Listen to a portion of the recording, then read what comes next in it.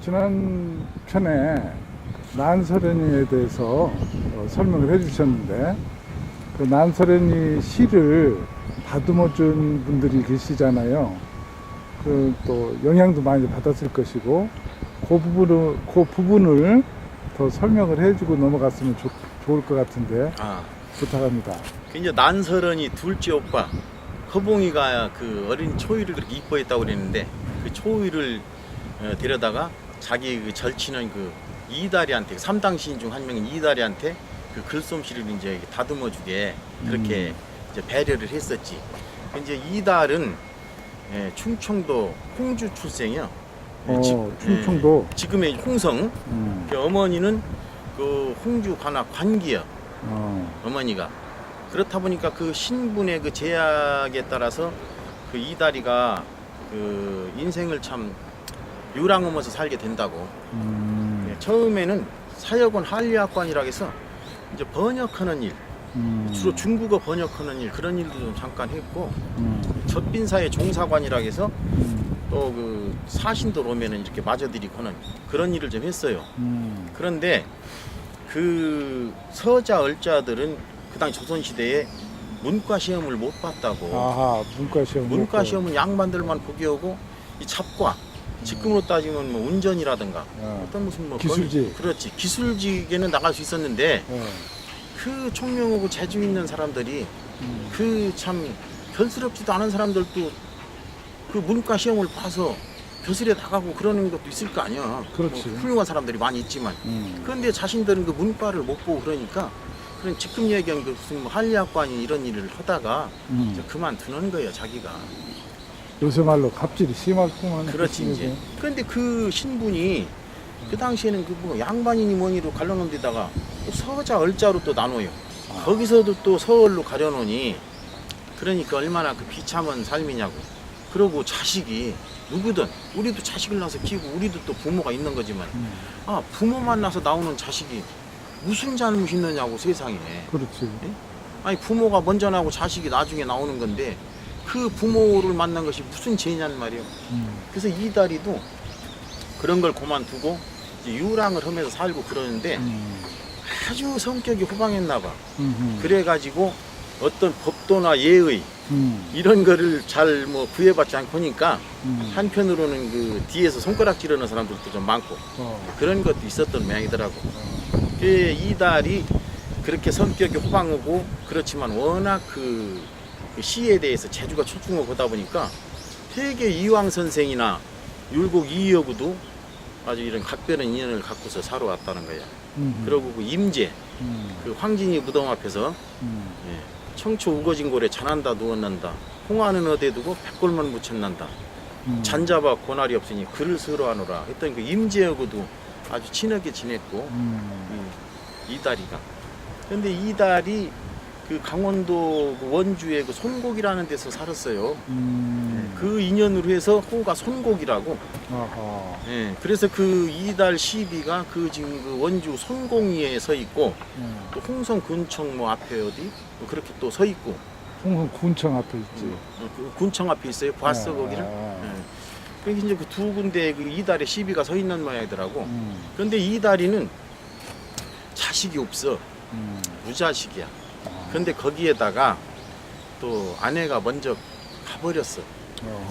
근데 한 가지 그 참 궁금한 것은, 그 시대에 그렇게 유랑하고 그렇게 살면 남편들이 그 아내들이 뭘 해서 먹고 살았는지, 그것도 참 한편으로는 그게 참 궁금한 일이에요. 그래서 좌우지간 무자식에 아내가 먼저 갔는데, 그 아내가 그 화장하던 화장 서랍이나 이런 것이 이제 남겨져 있었나 봐. 그 방에 들어가서 볼 때 가슴 아플 거 아니야. 그래서 이달이 그 도망이라는 시 한 수를 또 썼어요. 도망간다는 도망 아니고 슬퍼할 도자예요. 그 사도세자 할 때 썼던 그 슬퍼할 도자. 아내의 죽음을 슬퍼한다. 화장 서랍 향내 사라지고 거울엔 먼지 쌓였는데, 문 밖엔 복숭아꽃 피었지만 봄은 적막하기만 하구나. 누각엔 예전처럼 밝은 날 떠있지만 발을 걷고 같이 볼 사람이 없네. 어떤 문헌을 보면은 또 그 천년 화장서랍 향내 사라진 것을 비단치마 향기 사라지고 또 이렇게도 나오고 하는데 그게 또 원본인 것 같더라고. 그러면 이제 그 아내가 죽고 혼자 쓸쓸히 살면서 아내가 화장하던 화장서랍을 볼 때 가슴 아플 거 아니야. 그럼 주인이 없는데 그리고 그 아내가 보던 거울에는 먼지가 쌓였었지. 쌓여 있고. 근데 문 밖에는 복숭아꽃이 피었다고 그러잖아. 장면도 폈고 그렇게 향기롭고 아름답게 만발을 했는데 하나도 즐겁지 않아. 그냥 적막하기만 하다고 그러지. 아내가 없으니까. 그리고 또 한 가지 이제 그 누각에 같이 바라보고 또 가서 같이 놀고던 그런 누각에는 달이 떠오를 거 아니야 항상. 그렇지. 그러면 그 달이 떠오를 때는 아내가 살았을 때는 서로 아 여보 달이 떴어 그 발 좀 걷어봐요 뭐 이러면서 같이 보고 그런 모양인데 거기에 그러잖아. 누각엔 예전처럼 밝은 달 떠 있는데 발을 걷고 같이 볼 사람이 없네. 참 가슴 아픈 거야. 슬프지. 그 다음에 또 그러면 또 이제 3당 시인 중에 또 한 사람, 그 3당 시인이 이다리하고 백광훈이 최경창인데 그 최경창이는 뒤에 그 홍랑이 얘기할 때 한번 해보기로 하고 그 백광훈이에 대해서 또 간단하게 한번 살펴봅시다.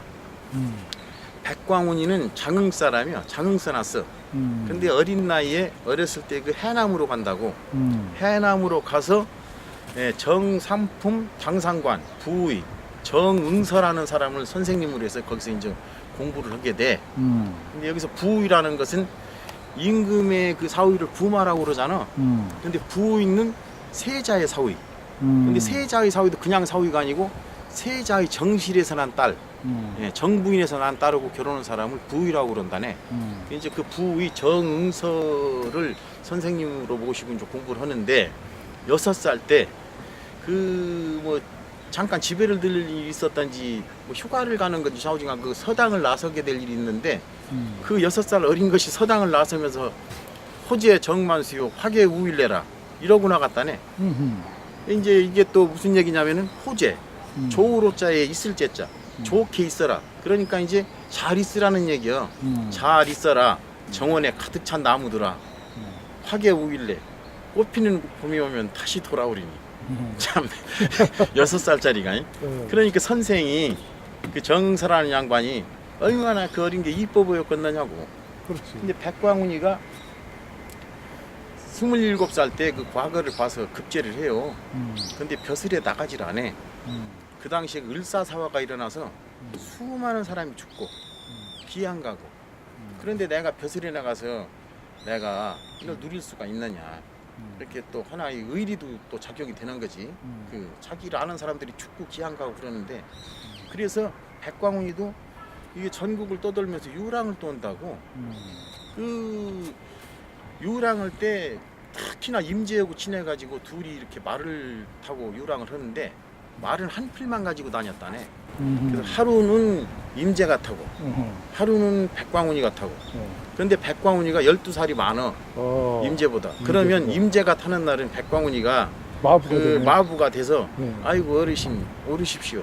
제가 오늘 잘 모시겠습니다. 이러고 다닌 거야. 서로 웃어가면서.